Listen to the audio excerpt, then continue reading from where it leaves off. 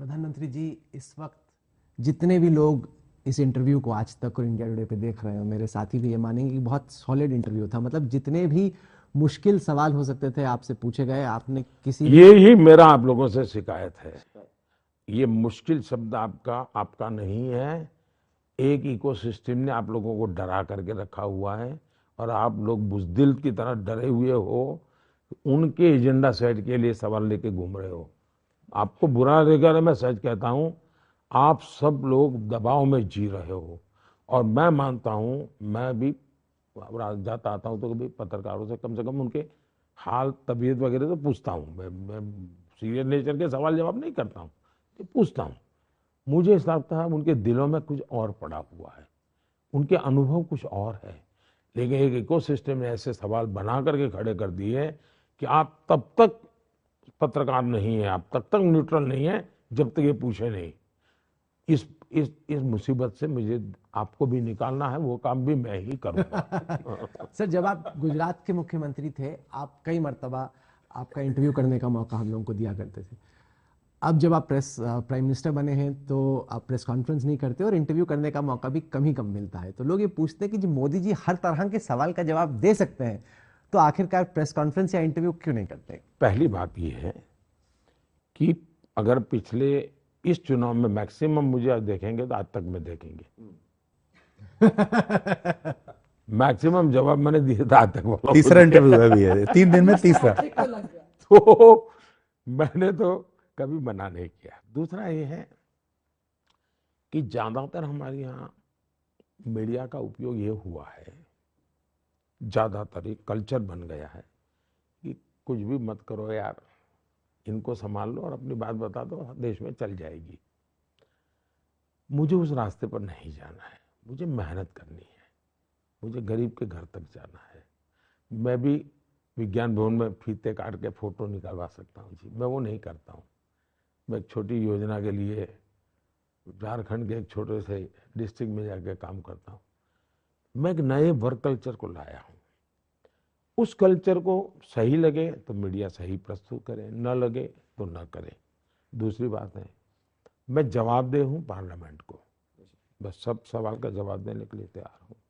मैं तीसरी बात कहता हूँ कि मीडिया आज वो नहीं है जो पहले था, क्योंकि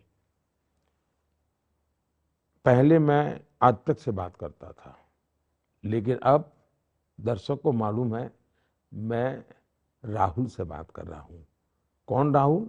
तो उसने परसों ये ट्वीट किया था, मतलब ये तो मोदी के फेवर में लिखता है, मतलब ये तो वही बात करेगा।